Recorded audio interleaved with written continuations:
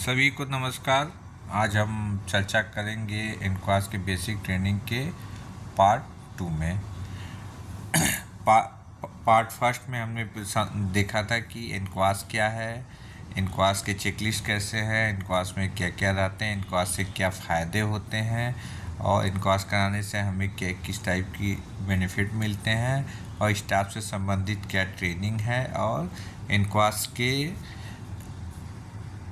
Certification के लिए क्या क्या क्राइटेरिया होते हैं। अब उस क्राइटेरिया में सबसे इम्पोर्टेंट जो होता है इनक्वास मानक या इनक्वास स्टैंडर्ड, उसमें स्टैंडर्ड की थोड़ी चर्चा किया गया था। अब हम यहाँ पर चर्चा करेंगे कि इनक्वास के मानक क्या क्या है, मानक या स्टैंडर्ड क्या क्या है, जिस पर पूरी चेकलिस्ट डिपेंड करती है कि किस स्टैंडर्ड, किस एरिया ऑफ कंसर्न में कौन से स्टैंडर्ड होते हैं और उनकी हम कैसे कंप्लायंस पूरा करते हैं। दूसरा क्वेश्चन, इन सारे क्वेश्चन का आपको आंसर इस वीडियो में मिलेगा। इनक्वास सर्टिफिकेशन में मानक या स्टैंडर्ड की क्या भूमिका होती है। इनक्वास सर्टिफिकेशन कराने में मानक जो इनक्वास स्टैंडर्ड होते हैं या मानक होते हैं उनकी क्या भूमिका होती है, कैसे वो इम्पोर्टेंट होते हैं। फिर तीसरा क्वेश्चन आता है जो हम लोग के दिमाग में, सभी प्रकार के चिकित्सा इकाइयों के मानक स्टैंडर्ड कैसे सही किया जा सकता है। स्टैंडर्ड जो भारत सरकार द्वारा तय किया गया सभी लेवल के फैसिलिटी के, आयुष्मान आरोग्य मंडी से लेकर डिस्ट्रिक्ट हॉस्पिटल तक के जो स्टैंडर्ड बनाए गए हैं, हर लेवल पर उस लेवल के स्टैंडर्ड बनाए गए हैं, उसको हम कैसे पूरा कर सकते हैं, कैसे सही कर सकते हैं, उसके विषय में हम जानेंगे। सभी मानक स्टैंडर्ड एक दूसरे से कैसे संबंधित होते हैं, बहुत इम्पॉर्टेंट है कि हम स्टैंडर्ड अलग अलग पढ़ते हैं और हमें समझ नहीं आता कि कैसे वो एक दूसरे से पता चलता है कि हर स्टैंडर्ड में जो चेक पॉइंट्स हैं उसके अलग डॉक्यूमेंट बनाए, उसके अलग बनाए, अलग अलग बना के बहुत सारे डॉक्यूमेंट बनाने पड़ते हैं। तो ये एक दूसरे से कनेक्टेड कैसे, एक दूसरे से संबंधित कैसे है, जहाँ पर हम एक जगह अगर डॉक्यूमेंट बनाते हो तो कितने स्टैंडर्ड में काम आएगा, ये सारी चीज़ें हम इस वीडियो में सुनेंगे आज के इस सेशन में। तो आप लास्ट तक वीडियो में बने रहेंगे। अगर चैनल को सब्सक्राइब नहीं किए हैं तो कर दीजिए। इसके पहले जो वीडियो बनाए थे उसमें बेसिक सारी ट्रेनिंग थी और भी हम ट्रेनिंग से, इनक्वास से संबंधित और भी संबंधित कई ट्रेनिंग के वीडियोज़ हम डालते रहते हैं, तो जो आप तक पहुंचते रहेगा। तो अब हम चर्चा करेंगे स्टैंडर्ड पर, स्टैंडर्ड से क्या फ़ायदे होते हैं, कैसे एक दूसरे से संबंधित होते हैं, हर लेवल के चिकित्सा इकाई पर क्या क्या स्टैंडर्ड होते हैं। तो इन सब पर हम अब आगे बढ़ते हैं, आगे चर्चा करते हैं सब क्या क्या स्टैंडर्ड होते हैं। देखिए, हम बेस मान कर चल रहे हैं डिस्ट्रिक्ट लेवल हॉस्पिटल का स्टैंडर्ड। डिस्ट्रिक्ट लेवल हॉस्पिटल पर जो स्टैंडर्ड होते हैं वो ज़्यादातर वही स्टैंडर्ड होते हैं। प्रत्येक एरिया ऑफ कंसर्न में कौन कौन से स्टैंडर्ड पाए जाते हैं और कौन कौन से स्टैंडर्ड होते हैं उसमें डिपेंड करता है लेवल ऑफ फैसिलिटी। जैसे एरिया ऑफ कंसर्न तो फिक्स है, 8 एरिया ऑफ कंसर्न सभी डिपार्टमेंटल चेकलिस्ट में या फैसिलिटी चेकलिस्ट के, सिर्फ आयुष्मान आरोग्य मंदिर का एक ही चेकलिस्ट होता है फैसिलिटी के, बाकी पीएससी, अर्बन पीएससी, सीएससी का डिपार्टमेंटल चेकलिस्ट होते हैं अलग अलग डिपार्टमेंट के। तो हमें बेसिकली ये जानना है कि सभी चेकलिस्ट में आपके जो डिपार्टमेंट होते हैं वो डिपार्टमेंटल जो चेकलिस्ट होते हैं सभी चेकलिस्टों में वो आपके करीब करीब जो 8 एरिया ऑफ कंसर्न होते हैं वो सेम होते हैं। अब 8 एरिया ऑफ कंसर्न में जो स्टैंडर्ड होते हैं, स्टैंडर्ड जो होते हैं वो डिस्ट्रिक्ट लेवल का अगर हम मानक लेकर चलें तो डिस्ट्रिक्ट लेवल में स्टैंडर्ड ज़्यादा होते हैं, प्लस प्रत्येक स्टैंडर्ड में जो मेजरेबल एलिमेंट और चेक पॉइंट होते हैं वो ज़्यादा। उससे थोड़े कम स्टैंडर्ड आपके सीएससी लेवल पर होते हैं और उसके स्टैंडर्ड के अंदर जो मेजरेबल एलिमेंट और चेक पॉइंट होते हैं वो सीएससी लेवल पर थोड़े कम होते हैं। फिर हम आते हैं पीएससी लेवल पर। पीएससी लेवल पर स्टैंडर्ड थोड़े कम होते हैं या स्टैंडर्ड में जो मेजरेबल एलिमेंट और चेक पॉइंट होते हैं वो थोड़े कम होते हैं एज कम्पेयर टू सीएससी। और जो उसके चेक पॉइंट्स होते हैं कंपेयर टू सीएससी, उस स्टैंडर्ड में मेजरेबल एलिमेंट या चेक पॉइंट कम होते हैं। फिर हम आते हैं अर्बन पीएससी में। तो अर्बन पीएससी में भी पीएससी से थोड़े कम होते हैं, करीब करीब बराबर होते हैं या कहीं कहीं किसी किसी स्टैंडर्ड में तो स्टैंडर्ड तो करीब करीब सेम होते हैं, चेक पॉइंट थोड़े कम होते हैं। और जब हम आयुष्मान आरोग्य मंदिर में आते हैं तो वहाँ स्टैंडर्ड भी कम हो जाते हैं, कुछ स्टैंडर्ड चेंज भी हो जाते हैं, क्योंकि ज़्यादातर स्टैंडर्ड कम्युनिटी बेस्ड होता है, तो कुछ स्टैंडर्ड कम्युनिटी के आधार पर नए स्टैंडर्ड जुड़े रहते हैं और कुछ स्टैंडर्ड हट जाते हैं। तो हम मानक लेकर चलते हैं डिस्ट्रिक्ट लेवल हॉस्पिटल में क्या क्या स्टैंडर्ड होते हैं, क्योंकि वही स्टैंडर्ड बेस होता है। सीएससी में उससे कम स्टैंडर्ड और स्टैंडर्ड में चेक पॉइंट थोड़े कम होते हैं, पीएससी में उससे कम, अर्बन पीएससी में उससे कम। और आयुष्मान आरोग्य मंदिर में कुछ स्टैंडर्ड चेंज हो जाते हैं और कुछ स्टैंडर्ड हट जाते हैं और कुछ स्टैंडर्ड जुड़, ज़्यादातर स्टैंडर्ड हट जाते हैं और कुछ स्टैंडर्ड जुड़ जाते हैं। तो हम बात करते हैं एरिया ऑफ कंसर्न है सर्विस प्रोविज़न। अगर हम सर्विस प्रोविज़न की बात करते हैं, जैसे 8 एरिया ऑफ कंसर्न है, तो 8 एरिया ऑफ कंसर्न में पहला जो आता है, देखिए इसको बताया भी गया है ए से, area of concern a service provision. अब इसमें कौन कौन से स्टैंडर्ड होते हैं? पहला होता है सर्विस प्रोविज़न, जैसे मैं पहले बता चुका हूँ कि नाम पर जाइए, नाम के अनुसार सर्विस प्रोविज़न, उस पर्टिकुलर डिपार्टमेंट में क्या क्या सर्विसेज होने चाहिए उस अनुसार स्टैंडर्ड आते हैं। जैसे पहला standard facility provide creative services. अब जो क्रिएटिव सर्विसेज जहाँ होता है, जैसे ओपीडी हुआ, आईपीडी हुआ, इंसेंटिव केयर हुआ, आपका इमरजेंसी हुआ, तो इससे इस स्टैंडर्ड में संबंधित चेक पॉइंट है। रमंचा सर्विसेज के स्टैंडर्ड आपको जो रमंचा से संबंधित डिपार्टमेंट है, जैसे लेबर रूम हुआ, पीपी यूनिट हुआ, आपका एनबीएसयू हो गया, फिर आपका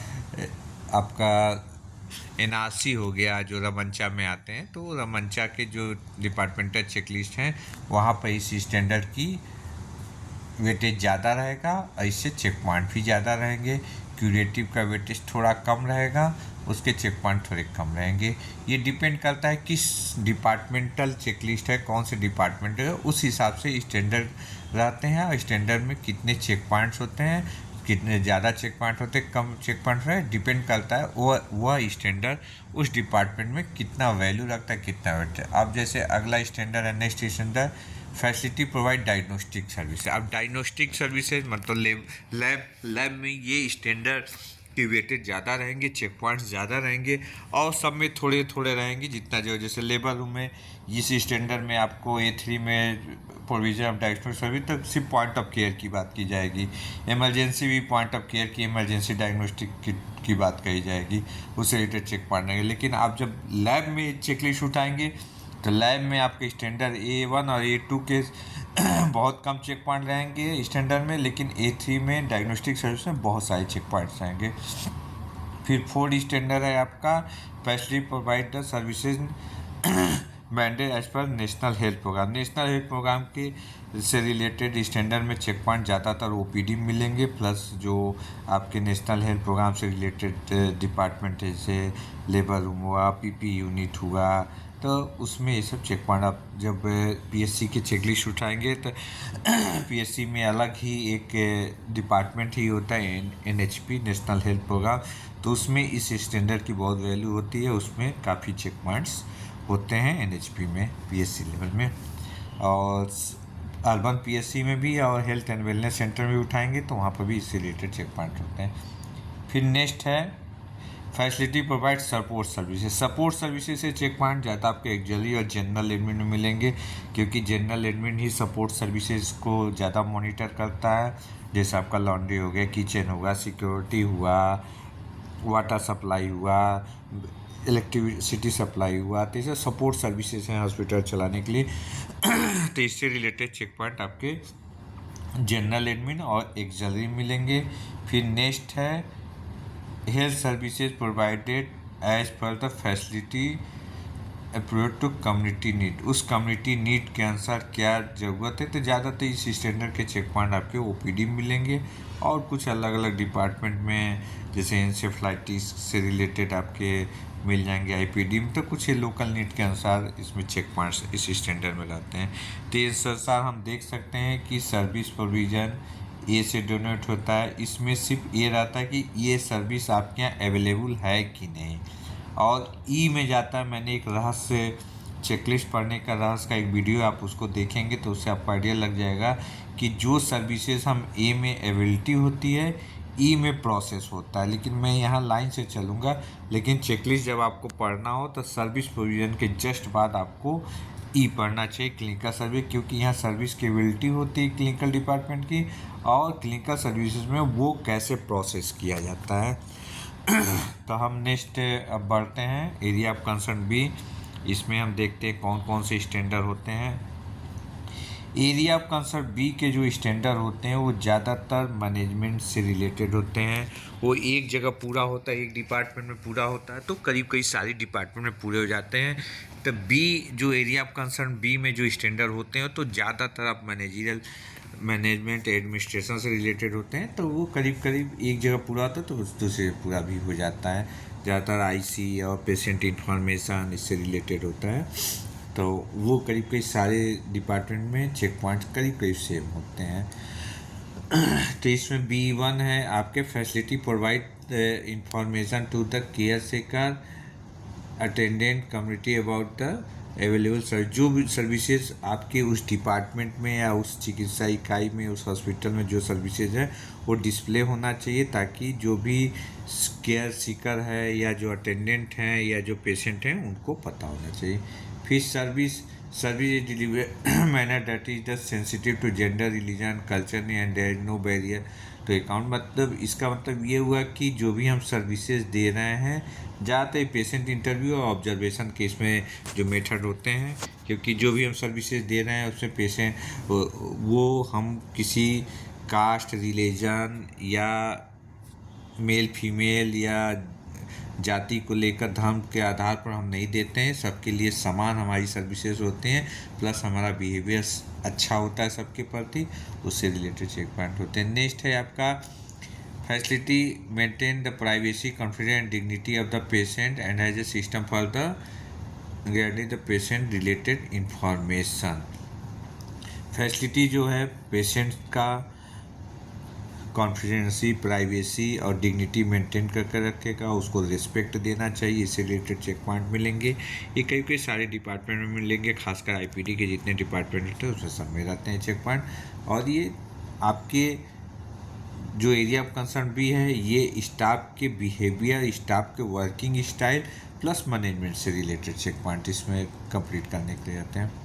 फिर नेक्स्ट है facility as defined establish procedure for the information patient about the medical condition and involving them to treatment planning and facility internal decision making patient. इसमें कुल मिला के ये है कि जो रिलेटेड चेक पॉइंट इसमें इसी स्टैंडर्ड में रहते हैं मेजर एलिमेंट, कि आप जो भी पेशेंट का इलाज कर रहे हैं उनको पूरा बता कर रहे हैं, उनसे कंसर्न लेकर कर रहे हैं, प्लस जो भी आप दवा ट्रीटमेंट जो भी कर रहे हैं उनको समय समय पर हम इंफॉर्मेशन देते हैं, मरीज़ के कंडीशन के विषय में बताते हैं।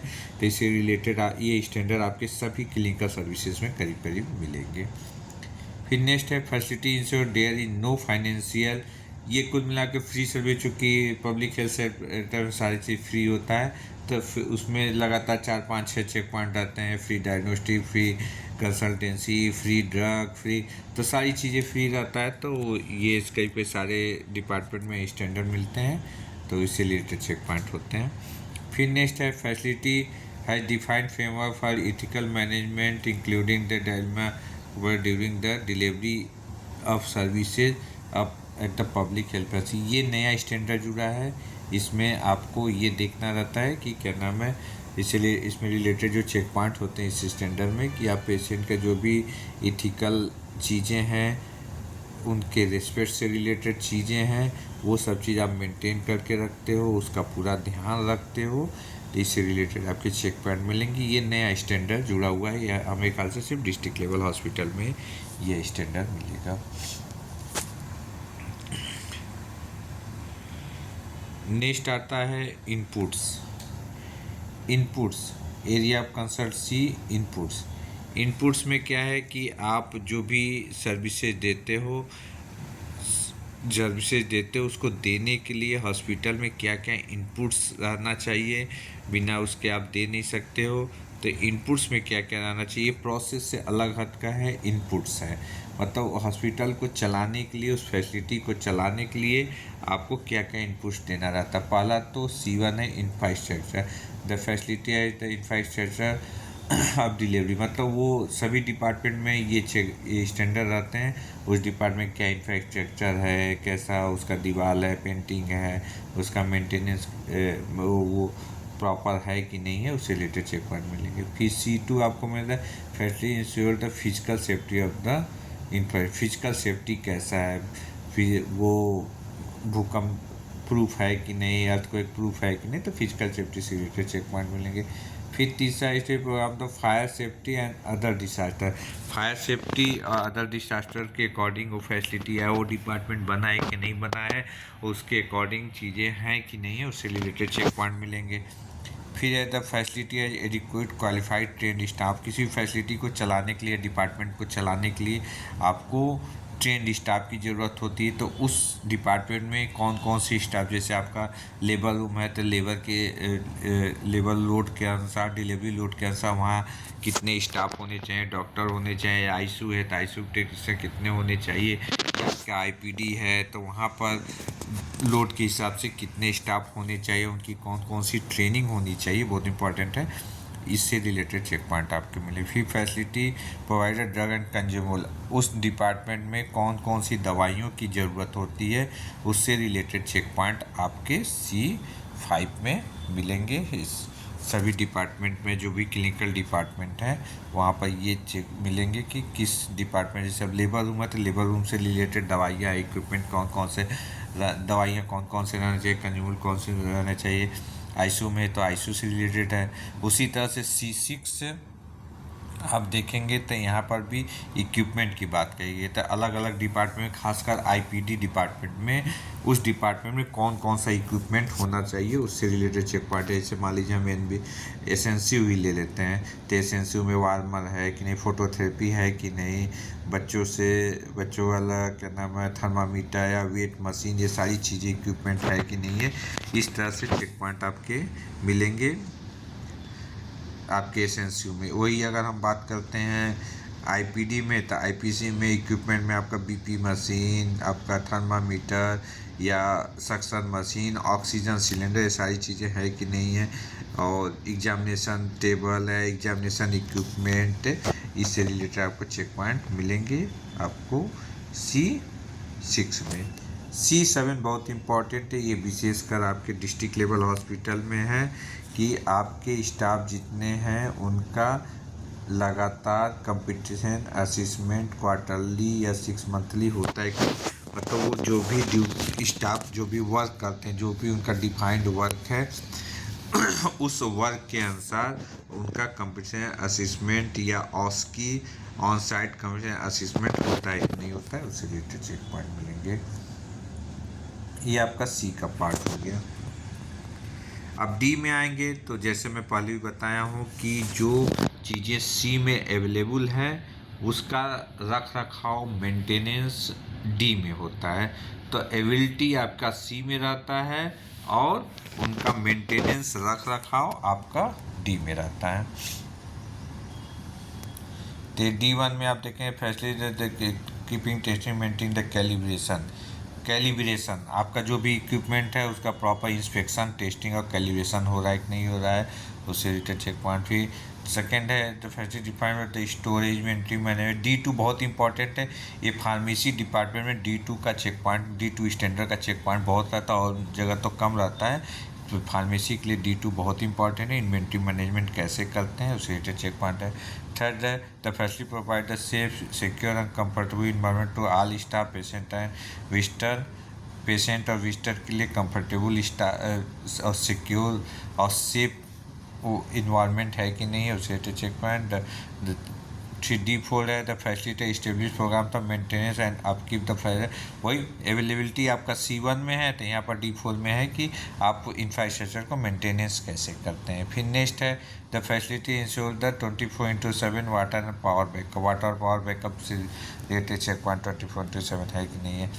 फिर D6 में आप आ जाएंगे डाइटरी सर्विसेज और रेगुलर डाइटरी सर्विसेज, विशेषकर आपके IPD मिलेंगे और वो भी JSY में। और डिस्ट्रिक्ट लेवल हॉस्पिटल में अदर डिपार्टमेंट में भी दवा दी खाना दी जाती है, डाइट दी जाती है। तो डिस्ट्रिक्ट हॉस्पिटल में तो सारे डिपार्टमेंट, लेकिन जो महिला हॉस्पिटल है या CSC PSC है तो ये आपका स्टैंडर्ड D7 सिर्फ आपको D6 आपको सिर्फ IPD डिपार्टमेंट और लेबर रूम में मिलेगा, जहाँ पर JSY के अंतर्गत खाना दिया जाता है, भोजन दिया जाता है। और फिर डिस्ट्रिक्ट लेवल हॉस्पिटल में आपके IPD में मिलेंगे।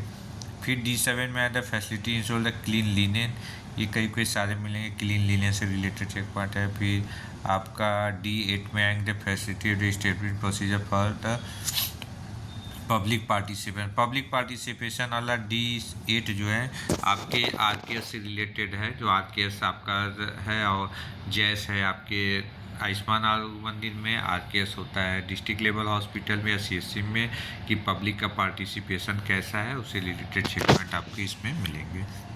फिर D9 में the facility defined establish procedure for the financial management, ये सिर्फ जनरल एडमिट की चेकलिस्ट में मिलता है। फाइनेंशियल मैनेजमेंट कि आपका जो भी बजट आता है गवर्नमेंट का, उसको कैसे खर्च किया जाता है, प्लानिंग कैसे किया जाता है।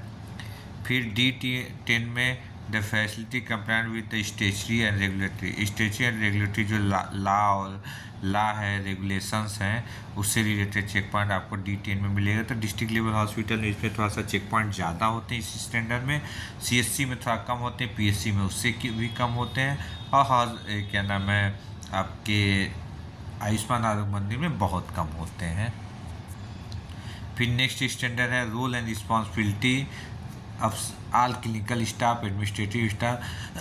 तो रोल और रिस्पॉन्सिबिलिटी क्या है, उत्तरदायित्व है, उनका कार्य क्या निर्धारित किया गया है गवर्नमेंट द्वारा, उससे रिलेटेड चेक पॉइंट आपके D11 में मिलेंगे। सभी लेवल पर रहता है, चाहे वो डिस्ट्रिक्ट लेवल हॉस्पिटल हो, CSC हो, PSC हो, तो जितने स्टाफ होते हैं उनकी क्या क्या रोल जॉब रिस्पॉन्सिबिलिटी उससे रिलेटेड चेक पॉइंट। D12 है the process the monitoring the quality of outsource service, जो आउटसोर्स सर्विसेज दी जाती है उसकी क्वालिटी मॉनिटरिंग कैसे किया जाता है, उनका कैसे पैसा काटा जाता है, अगर उनकी सर्विसेज अच्छी नहीं रहती तो उससे रिलेटेड चेक पॉइंट आपके D12 में आपको मिलेंगे। ये कई सभी में रहता है, आयुष्मान आरोग्य मंदिर में छोड़, क्योंकि वहाँ कोई आउटसोर्स सर्विस तो रहता नहीं है। डिस्ट्रिक्ट लेवल पर ज़्यादा होता है, CSC पर थोड़ा ज़्यादा होता है, PSC पर कम होता है, तो इससे रिलेटेड चेक पॉइंट आपके मिलते हैं, तो डिस्ट्रिक्ट लेवल में ज़्यादा होता है। तो नेक्स्ट हम आते हैं क्लिनिकल सर्विसेज। ये किसी भी क्लिनिकल डिपार्टमेंट का 50% चेक पॉइंट आपके क्लिनिकल सर्विसेज में मिलते हैं। इसमें पेशेंट के एडमिशन से लेकर और डिस्चार्ज तक सारी चीज़ें हैं। फिर अलग अलग क्लिनिकल डिपार्टमेंट का अलग अलग स्टैंडर्ड का वेटेज होता है। तो कुछ आपके ऐसे स्टैंडर्ड होते हैं जो आपके करीब सब में रहता है, जैसे facility defined procedure for the registration and consultation. जो भी पेशेंट आते हैं उनका रजिस्ट्रेशन कैसे होता है, कंसल्टेंसी कैसी होती है, चाहे OPD हो, चाहे IPD हो, चाहे लेबर रूम हो, जो भी क्लिनिकल डिपार्टमेंट है। दूसरा है facility establish procedure for the clinical assessment, reassessment and treatment plan. जो भी क्लिनिकल डिपार्टमेंट है, खासकर IPD में इसका इस स्टैंडर्ड के चेक पॉइंट ज़्यादा रहते हैं कि उनका असिसमेंट कैसे होता है एडमिशन के बाद, फिर रीअसिसमेंट कब होता है, ट्रीटमेंट प्लान क्या रहता है। फिर थर्ड है the facility define the establish procedure for the continuity of care, मतलब नर्सिंग केयर उनका लगातार कैसे हो रहा है, उससे रिलेटेड चेक पॉइंट आपके E3 मिलेंगे। फिर E4 में द फैसिलिटी है define establish procedure for nursing care, मतलब नर्सिंग केयर कैसे होना चाहिए, किस तरह से होना चाहिए, उस चेक पॉइंट इस स्टैंडर्ड में मिलेंगे आपका E4 में। कई सब जितने IPD डिपार्टमेंट हो, चाहे NBSC हो, चाहे NRC हो, चाहे आपका IPD हो, PNC वार्ड हो, ICU वार्ड हो, जहाँ पेशेंट एडमिट होते हैं उनके नर्सिंग केयर कैसे हो, तो उस डिपार्टमेंट में कैसे होने चाहिए, उससे रिलेटेड चेक पॉइंट आपके E4 में मिलेंगे। E5 है द फैसिलिटी है procedure to identify high risk and vulnerable patient. हर डिपार्टमेंट में अलग अलग हाई रिस्क, जैसे पीडिया वार्ड है, NBSU है, SNCU है, तो वहाँ तो सारे पेशेंट हाई रिस्क होते हैं। वल्नरेबल पेशेंट मतलब जो लावारिस होते हैं वो सब वल्नरेबल में आते हैं, जो हैंडीकैप होते हैं, लावारिस होते हैं। तो इस तरह से इमरजेंसी में हाई रिस्क वाले वो होते हैं जो कार्डियक पेशेंट हैं, झटके वाले हैं। तो vulnerable high risk patient department wise अलग अलग है। इसी स्टैंडर्ड में आप जाकर देखेंगे तो E5 में ऑलरेडी मीन्स ऑफ वेरिफिकेशन में लिखा रहता है कि इस डिपार्टमेंट में वल्नरेबल पेशेंट कौन से होते हैं, हाई रिस्क पेशेंट कौन। तो बहुत इंपॉर्टेंट स्टैंडर्ड है। ये सिर्फ ट्रेनिंग का पार्ट है कि स्टाफ को पता होना चाहिए कि हमारे इस डिपार्टमेंट में, जैसे आपका लेबर रूम है तो हाई रिस्क पेशेंट कौन है। जितने HRP वाले पेशेंट हैं होते हैं वो हाई रिस्क होते हैं। वल्नरेबल कौन होते हैं, मान लीजिए लवारिस है, मेंटली डिस्टर्ब हो, तो ये सब वल्नरेबल पेशेंट में आते हैं। तो वो हर डिपार्टमेंट में, आप E6 में जाएंगे तो ये आपको ये सारी चीज़ें E5 में मिलेगा। फिर नेक्स्ट है E6 से facility institute rational prescription and use of medicine. ये डॉक्टर से रिलेटेड है कि डॉक्टर किस तरह से रेशनल यूज ऑफ मेडिसिन, खासकर OPD में इसके सबसे ज़्यादा चेक पॉइंट मिलेंगे, प्लस IPD मिलेंगे कि एंटीबायोटिक या अदर दवा रेशनली यूज हो रहा है कि नहीं, अननेसेसरी उसका यूज़ तो नहीं किया जा रहा है। फिर E7 में आपका फैसिलिटी प्रोसीजर पर सेफ ड्रग एडमिनिस्ट्रेशन, किस तरह से सेफली दवा दी जाती है पेशेंट सेफ्टी के लिए, खासकर इसमें 7R से रिलेटेड चेक पॉइंट आपको इसमें मिलेंगे।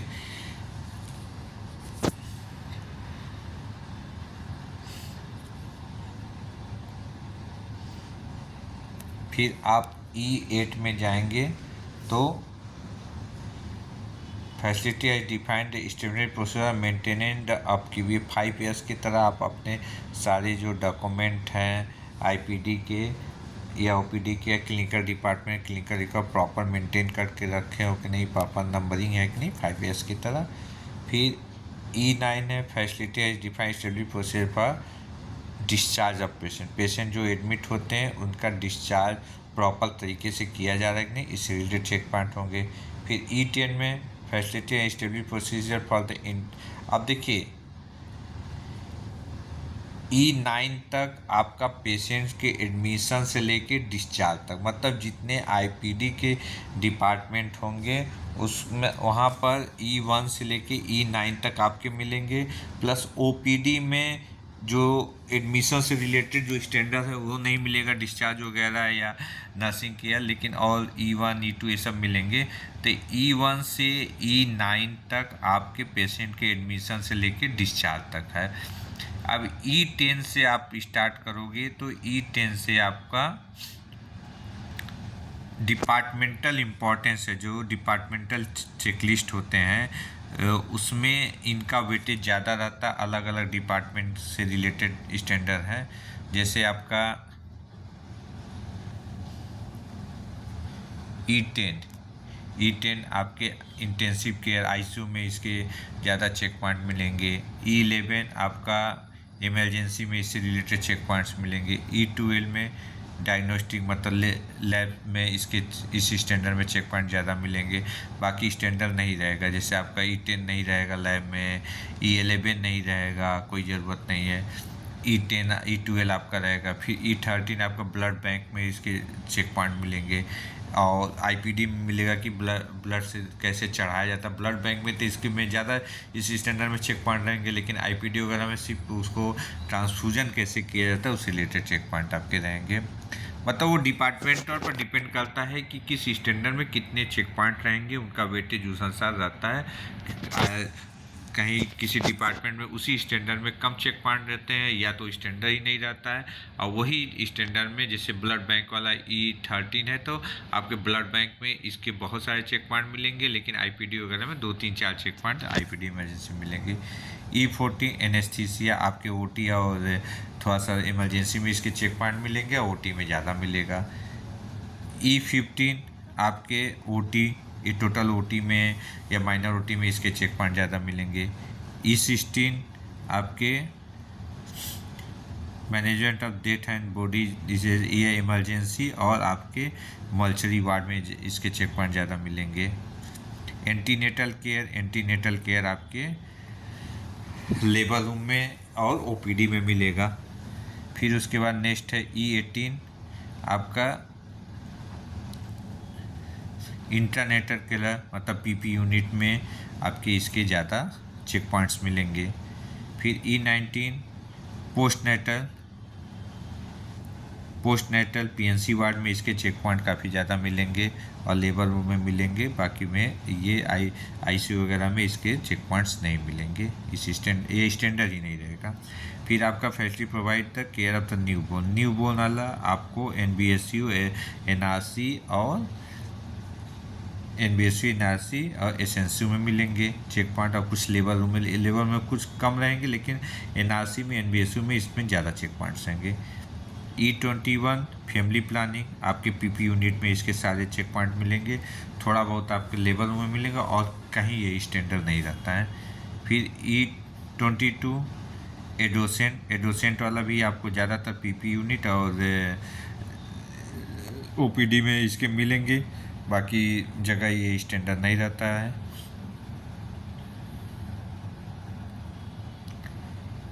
E23 आपके operation clinical guideline, the positive provide the national health programme as per operational clinical guideline. ये आपकी टोटल ओपीडी में ज़्यादा मिलेगा। पीएससी की चेकलिस्ट उठाएंगे तो एनएचपी अलग से एक डिपार्टमेंट है, उसमें ज़्यादा इसके चेक पॉइंट मिलेंगे और जगह बहुत ही कम रेयर मिलेंगे।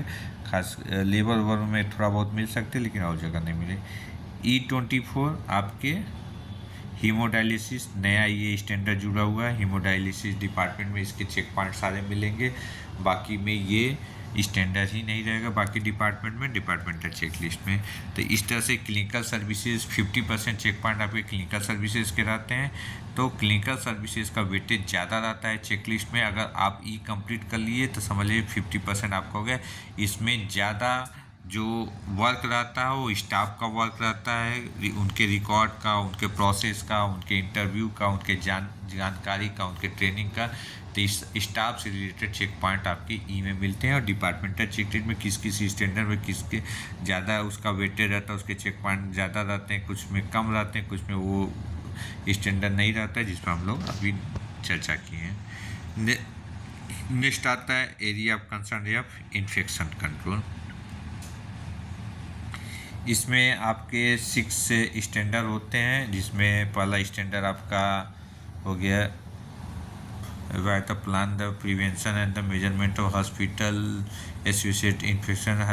हॉस्पिटल में जो इन्फेक्शन होता है उसको हॉस्पिटल से उसको कैसे मेजर किया जाता है, उसको कैसे कंट्रोल किया जाए, उससे रिलेटेड में भी the high hygiene hand practice high hygiene और हैंड वॉशिंग से रिलेटेड चेक पॉइंट रहता है। फिर आपका F3 में आपका पर्सनल प्रोटेक्टिव इक्विपमेंट कैसे पहनते, कैसे यूज करते हैं, उसका इन्वेंट्री मैनेजमेंट कैसे, उससे रिलेटेड चेक पॉइंट। फिर F4 में आपका कैसे आप ऑटोक्लेव करते हो, डिसइंफेक्ट कैसे करते हो, प्रोसीजर एरिया को कैसे डिसइंफेक्ट करते हो, उससे रिलेटेड चेक पॉइंट होते हैं। F5 में physical layout and environmental control, मतलब आपका जो क्रिटिकल एरिया है या प्रोसीजर एरिया है उसको कैसे आप डिमार्केट करते हो, कैसे उनका डिमार्केशन करते हो, उनका जोनिंग कैसे करते हो, उससे रिलेटेड चेक पॉइंट है। उसको इन्वायरमेंट वहाँ का डिसइंफेक्ट कैसे रखते हो, स्टाइल कैसे रखते हो, उससे रिलेटेड चेक पॉइंट है F5 में। और F6 टोटल आपका बायोमेडिकल वेस्ट का मैनेजमेंट है। बायोमेडिकल वेस्ट आप कैसे मैनेज करते हो, कैसे सेग्रीगेट करते हो, कैसे उसको डिसइंफेक्ट करते हो या कैसे उसको ट्रांसपोर्ट करते हो, इससे रिलेटेड चेक पॉइंट आपको F6 में मिल जाएगा। तो इस तरह से F1 से F6 है। F1 में आपको सभी स्टाफ का मेडिकल हेल्थ चेकअप और इम्यूनाइजेशन से रिलेटेड भी चेक पॉइंट रहते हैं। अब हम एरिया ऑफ कंसर्न जी में चल रहे हैं। Area of concern G quality management, इसमें आपके 10 स्टैंडर्ड हैं, जिसमें से कुछ स्टैंडर्ड तो अभी ऐड हुए हैं, G9 और G10। पहला है establish organisation framework for quality improvement, quality team बनाया जाता है। सेकंड स्टैंडर्ड सबसे इम्पॉर्टेंट है, इसमें हर लेवल की फैसिलिटी में 70% और आयुष्मान आरोग्य मंदिर में 60% रहना चाहिए। ये एक क्राइटेरिया है एनक्वास सर्टिफिकेशन के लिए, इसलिए G2 बहुत ही इम्पोर्टेंट है। बाकी तो स्टैंडर्ड कोड स्टैंडर्ड चेंज भी हो जाते हैं, G2 नहीं चेंज होता। प्लस G2 आपके क्राइटेरिया में भी रहता है कि आपको पेशेंट सेटिस्फेक्शन सर्वे आयुष्मान आरोग्य मंदिर में 60% से ऊपर, CPSC और CSC में 70% से ऊपर उसका स्कोर रहना चाहिए, उनका PSS एनालिसिस, इसलिए G2 बहुत इंपॉर्टेंट है। G3 में आप देखेंगे stability internal and external quality assurance programme, जो आप चेकलिस्ट यूज करते हो उसको किस तरह से रन करते हो, जो गैप आता है उसके प्रति एक्शन प्लान कैसे बनाते हो, या जो आपके यहाँ डायग्नोस्टिक होता है या जो आपका डायग्नोस्टिक वगैरह होता है, ये आपका G3 लेबर रूम में लैब में और काफ़ी इम्पोर्टेंट है कि आप जो भी टेस्ट करते हो उसका एक्सटर्नल क्वालिटी चेक कैसे कराते हो। इसके साथ साथ आपका क्वालिटी उसका चेक कैसे कराते हो, तो G3 जो होता है लेबर लैब में बहुत इम्पोर्टेंट ये स्टैंडर्ड है।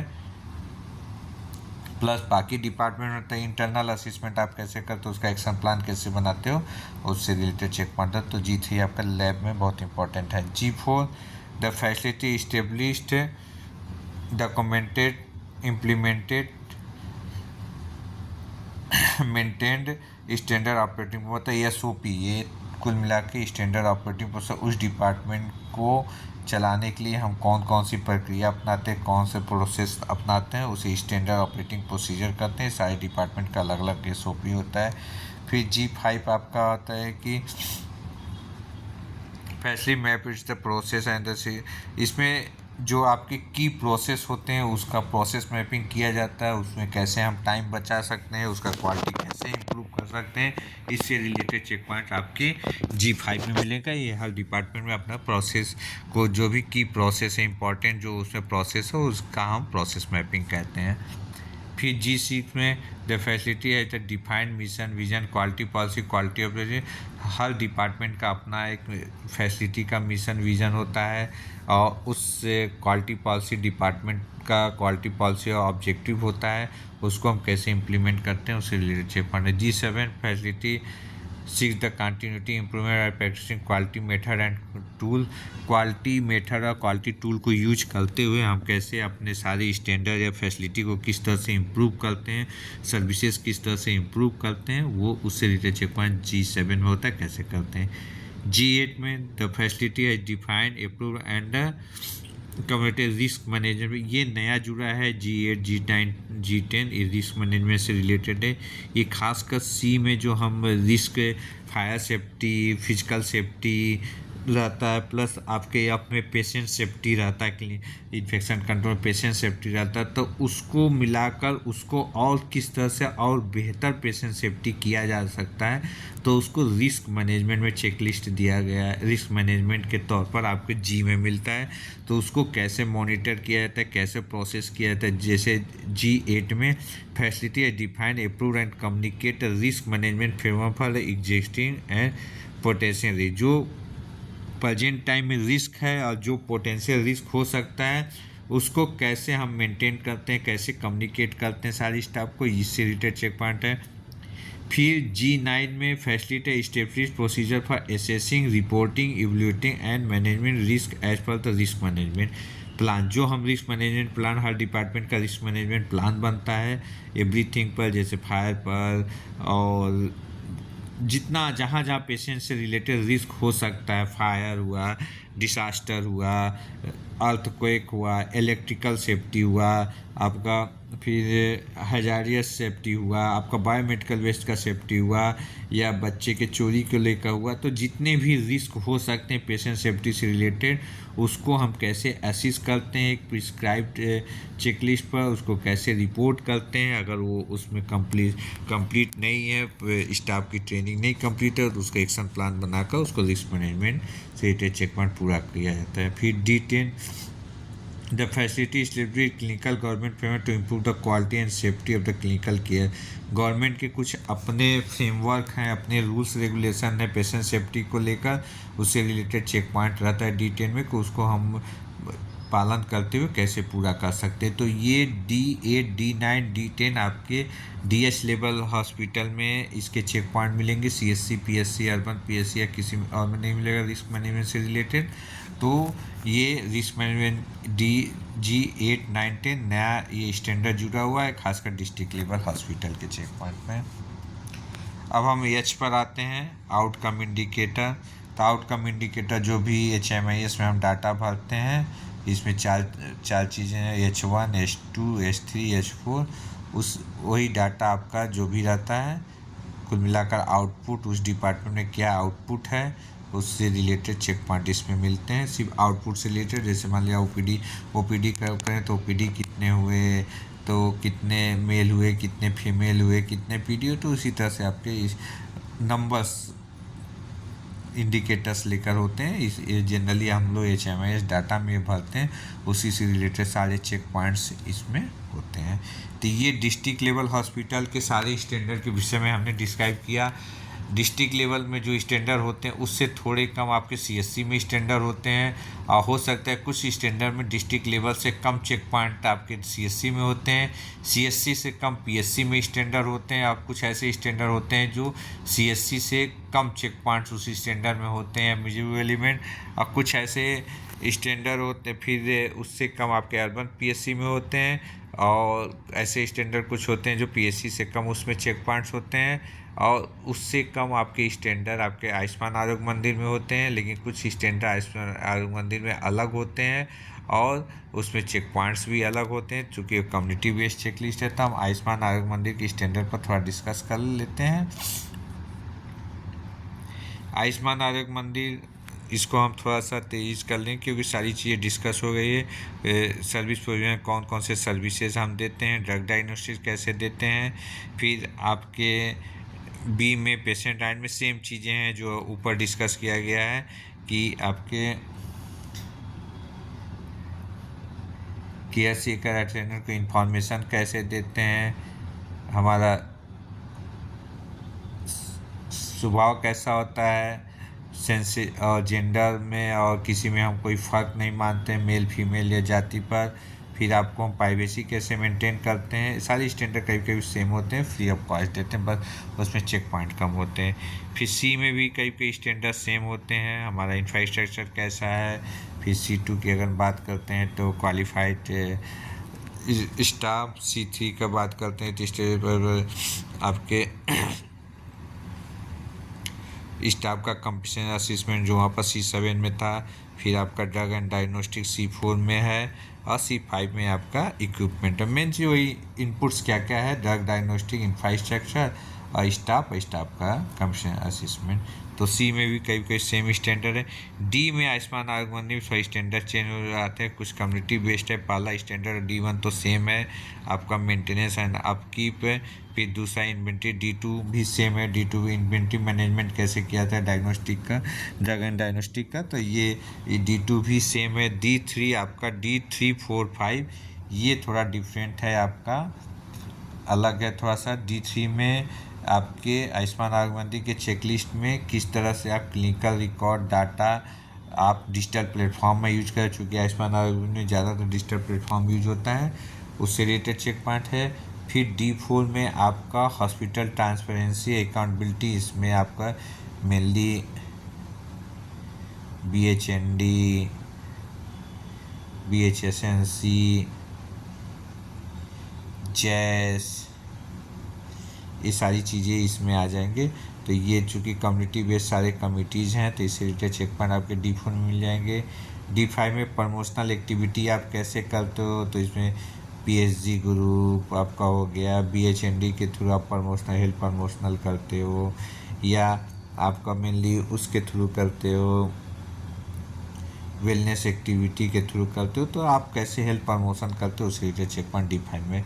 D6 सेम है, स्टेचुटरी रेगुलेटरी चूँकि आयुष्मान आरोग्य मंदिर छोटी सी हॉस्पिटल होता है, इसमें स्टेचुटरी रेगुलेटरी कंप्लाइन के इस स्टैंडर्ड में बहुत ही कम चेक पॉइंट होता है। सबसे ज़्यादा डिस्ट्रिक्ट हॉस्पिटल में होता है, CSC में उससे थोड़ा कम होता है, PSC में उससे भी कम होता है। यहाँ पर स्टेचुटरी रेगुलेटरी कंप्लाइन में बहुत ही कम चेक पॉइंट्स होते हैं।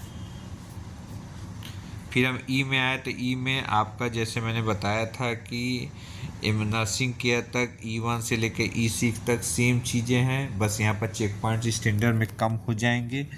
तो यहाँ तक तो एकदम सेम है, E1 E2 E3 E4 E5 E6 तक आपका सेम है। E7 भी सेम है। इमरजेंसी केयर कैसे करते हैं। फिर आपका अब थोड़ा सा पैकेज वाइज आ जाता है, जैसे वहाँ पर आपका डिपार्टमेंटल वाइज था कि आईसीयू में क्या आता है, एनेस्थीसिया में क्या आता है, ऑपरेशन थिएटर को कैसे मैंने से रिलेटेड चेक पॉइंट आते हैं, फिर आपका NBSU से रिलेटेड। तो अब यहाँ पर पैकेज वाइज है E7 से। E7 देखिए आपका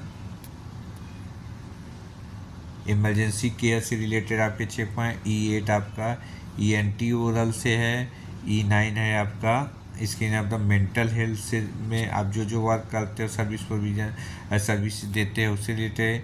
E10 में आपका मैनेजमेंट ऑफ कम्युनिकेबल डिजीज मतलब CD। फिर आपका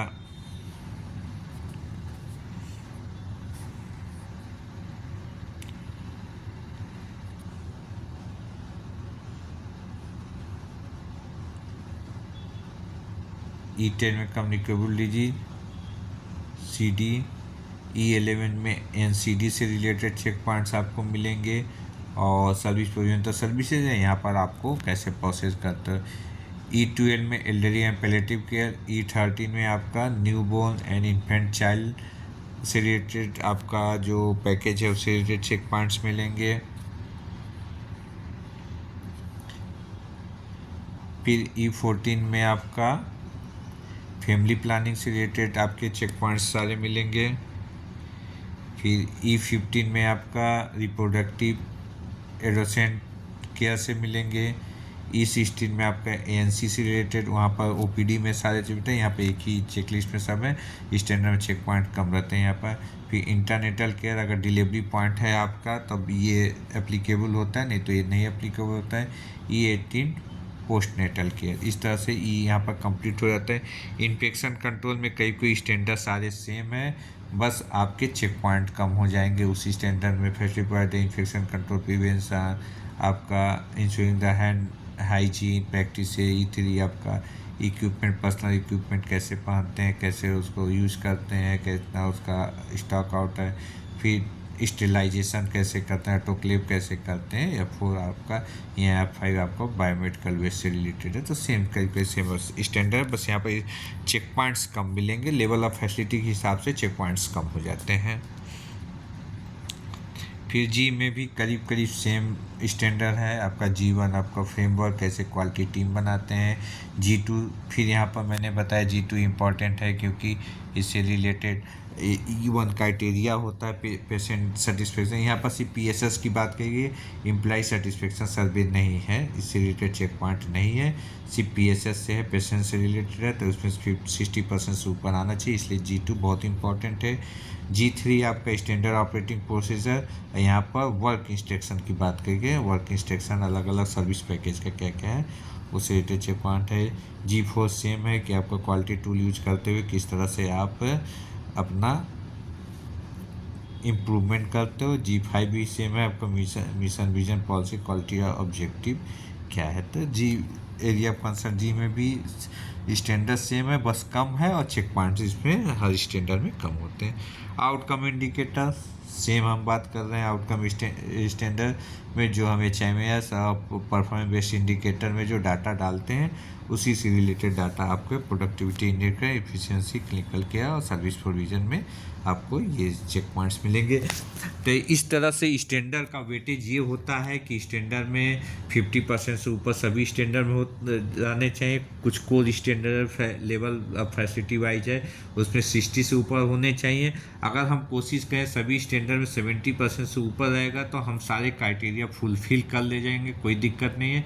तो हम बाकी क्राइटेरिया दिमाग से निकाल कर सिर्फ और सिर्फ 70% पर बात करें कि सभी स्टैंडर्ड में 70% से ऊपर स्कोर रखें, ताकि हमारा एनक्वास सर्टिफिकेशन बहुत ईजी से हो जाए। तो सभी को बहुत बहुत धन्यवाद हमें सुनने के लिए। आप चैनल को सब्सक्राइब कर दीजिए ताकि आपको नेक्स्ट वीडियो आपको इजी वे में मिल जाए। अगर किसी प्रकार का कमेंट करना हो तो कमेंट कर सकते हैं। अगर आपको ये वीडियो कैसा लगा उसके विषय में भी आप कमेंट बॉक्स में लिख सकते हैं। सभी को बहुत बहुत धन्यवाद। Thank you for watching me.